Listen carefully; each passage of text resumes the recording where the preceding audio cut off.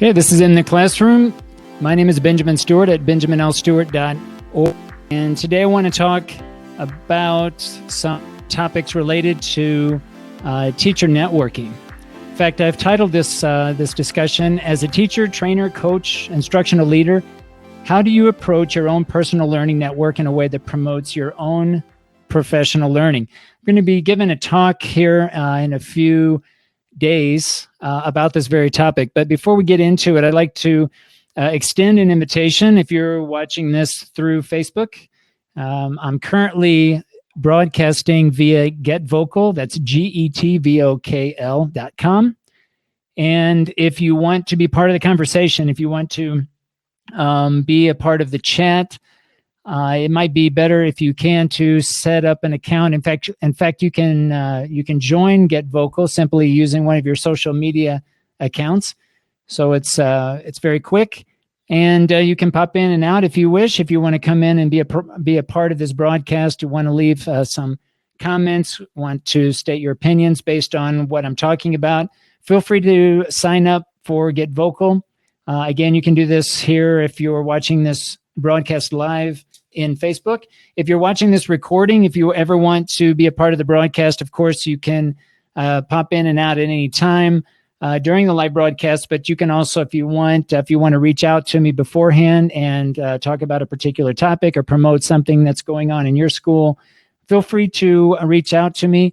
You can contact me at my website at benjaminlstewart.org and go to the About tab and then select Contact Me, and you can leave me a message.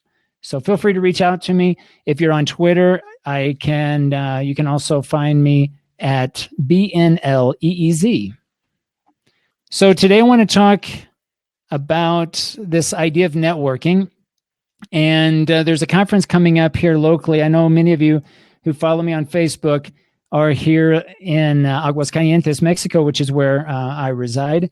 And we're going to have a teachers conference here locally in the city, which I think is a great opportunity for those teachers who are language educators. If you want to take part in this excellent opportunity, I think you will benefit if you have a chance to attend this conference. It's at the University, the Panamericana University, or Universidad Panamericana. It's the UPTC conference. And if you go to Facebook, you can find more information about this conference. And if you just search UPTC 2019, they have an event page, and you can find out more information, get all the details. But it's going to be on May 11th at 8 a.m. Again at Universidad Panamericana.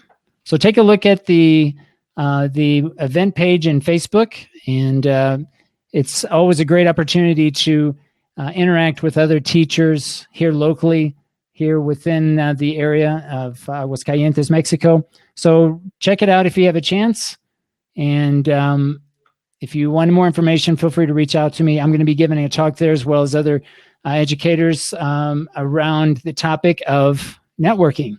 I think networking is a really, really important concept for anyone, any professional, really looking at how you go about interacting with others, both those that you interact with face-to-face from your own institution and those that you interact online. I have a lot of colleagues that I interact with that I've never met face-to-face, but I think that current technologies provide us the opportunities to really learn from a broader set of colleagues, professionals in the field.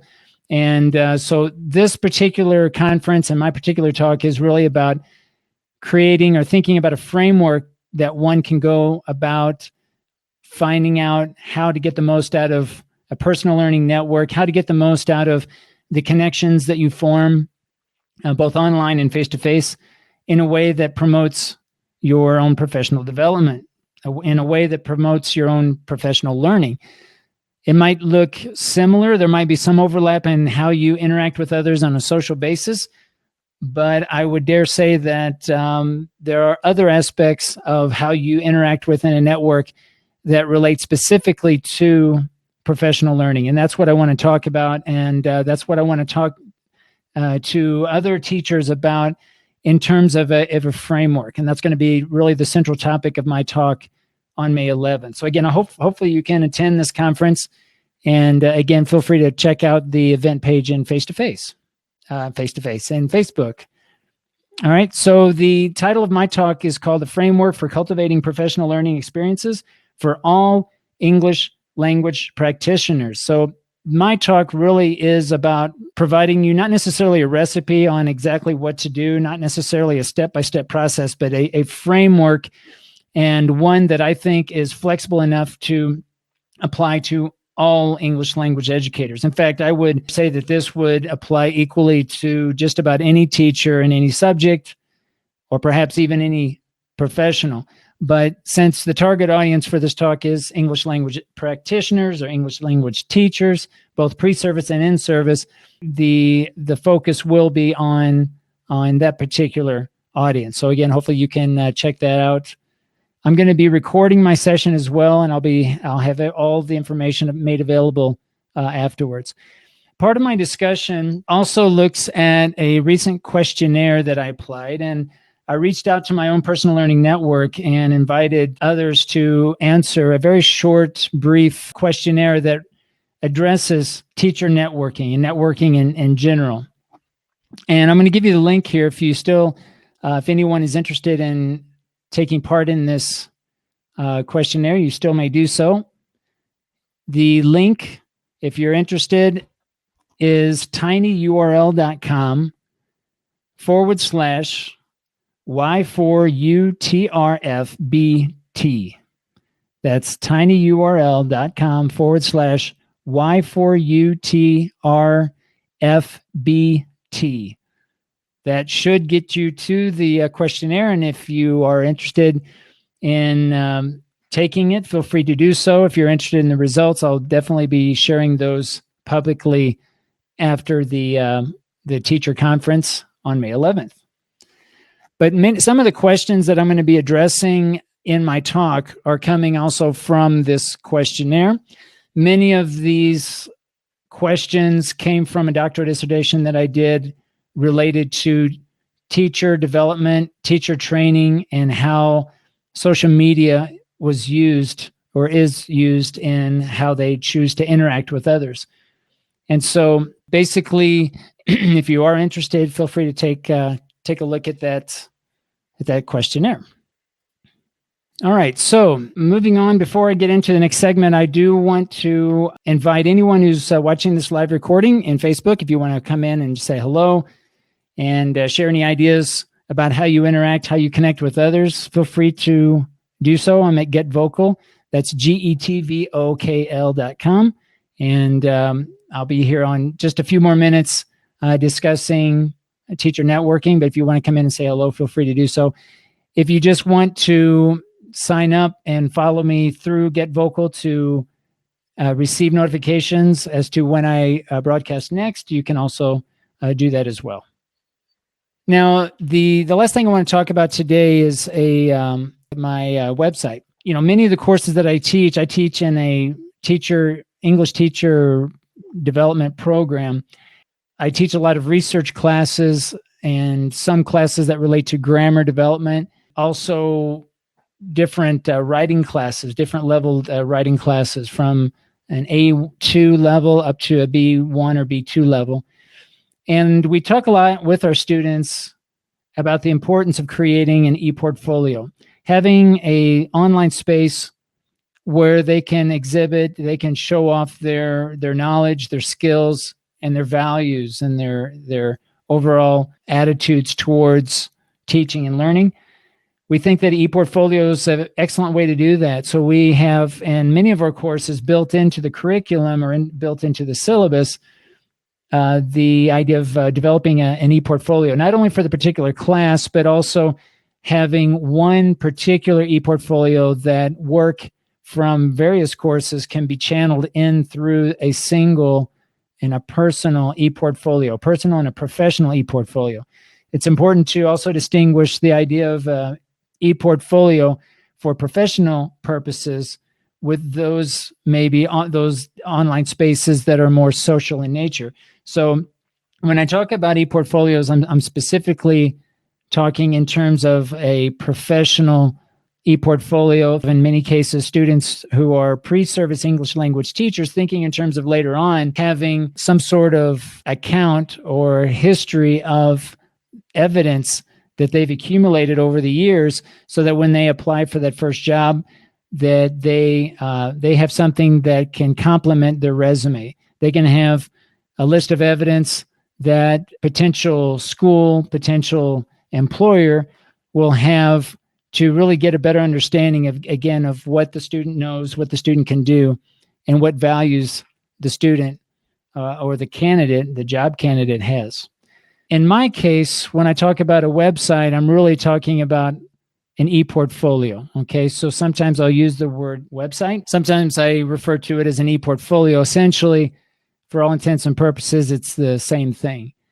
In my case, I've been spending a lot of time here recently trying to put together some ideas for a particular website, and trying to bring together a lot of information that I've accumulated over the last, I would say, 8 to 10 years, maybe more, bring together all of the content in the different classes that I've taught. Many of the classes I've taught many times, but I'll use different online spaces to provide content in a flipped learning kind of approach, where I have a lot of the content that we deal with face-to-face with my learners. I'll have that available to the public. So right now I've been spending some time bringing together that information into a single website.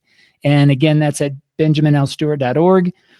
If you visit the website, you'll more than likely see a lot of changes over the next few days, few weeks, few months, as I go and continue to add information to that website. I'm currently using Squarespace and have basically begun by adding the current course that I'm teaching, thesis seminar, and bringing information and bringing content related to that course, as well as a podcast feed, and also a separate blog that I'm labeling content. So this will be essentially blog posts that do not have audio. And I also will have an archive page that will have all past videos that relate to things that I talk about. And at this point, that's basically what I have. This is what I've been trying to think about. What's going to take probably the most amount of time right now is just getting all the coursework in, because although I've only listed one course, thesis seminar, so far, I've got a lot of other courses that I want to bring over eventually, and again, share that with the masses. The whole intention here is to lead by example, show other English language teacher trainers, lead by example by showing them one way of sharing information, sharing content.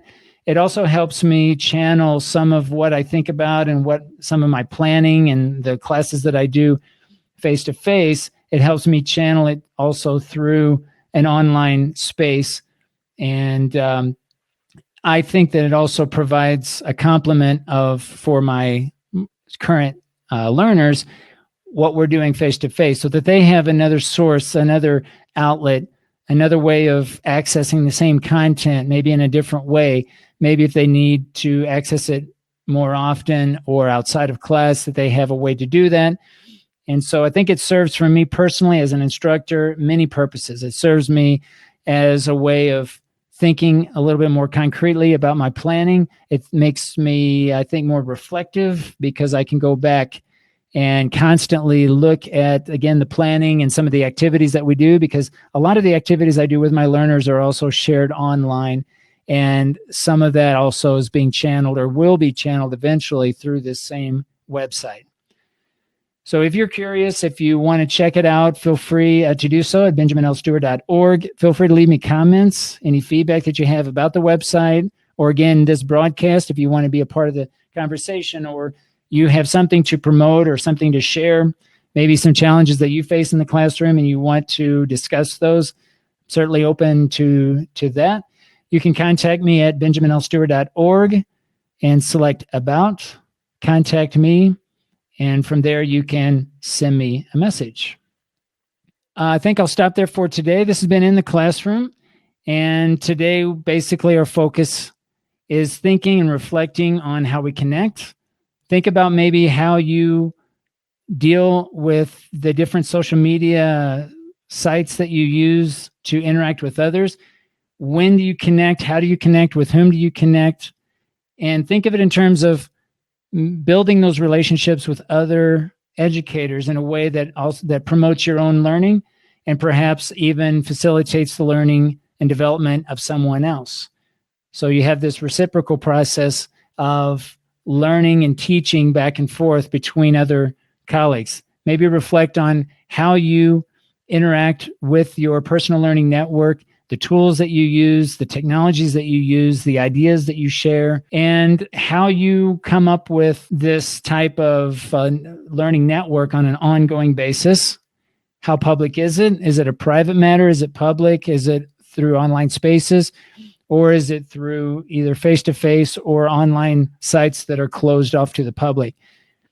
This is the topic, and I'll be talking more about this. Certainly in my presentation, I'll be discussing this. I'll be talking about a specific framework, and certainly through this broadcast, we'll be bringing this up more often as we go forward. If you're interested in sharing your ideas and sharing your thoughts, feel free to reach out to me because I'm always interested, especially those who are in Get Vocal. I know we have many of you that are interested in education, but also we have a lot of professionals in other areas and other fields. I think a lot of what I talk about, even though I'm talking specifically to teachers, this idea of a personal learning network obviously relates to anyone. And so I think we can learn a lot from basically sharing what works for us as far as how we connect, how we choose to interact with others on an ongoing basis. That's really kind of what this is about, especially for teachers. I think the tendency with a lot of educators is that it's very easy to begin working in isolation as we get in a routine and we get into this rhythm of teaching and class preparation and grading papers, that it's easy to get in a cycle of getting into kind of a rut, basically, and not really reaching out to other educators, especially if we're working at an institution where maybe there's not a community of learning that's built into the institution. I don't think this happens by accident. I think an institution really has to set out to make or to create an environment where teachers feel comfortable sharing ideas with one another. And I think certainly some institutions may have this type of learning culture, but I know many don't. The idea with this discussion, and again, something I'm going to be talking about a little bit more as I get closer to this teacher conference that I'm preparing for, sharing how we learn and interact with others. Again, the tools and technologies that we use, how we go about making those connections that help us professionally. I think I'll stop there. Again, this has been in the Classroom. My name is Benjamin Stewart at benjaminlstewart.org. Thank you very much for listening, and we'll catch everyone in the next broadcast.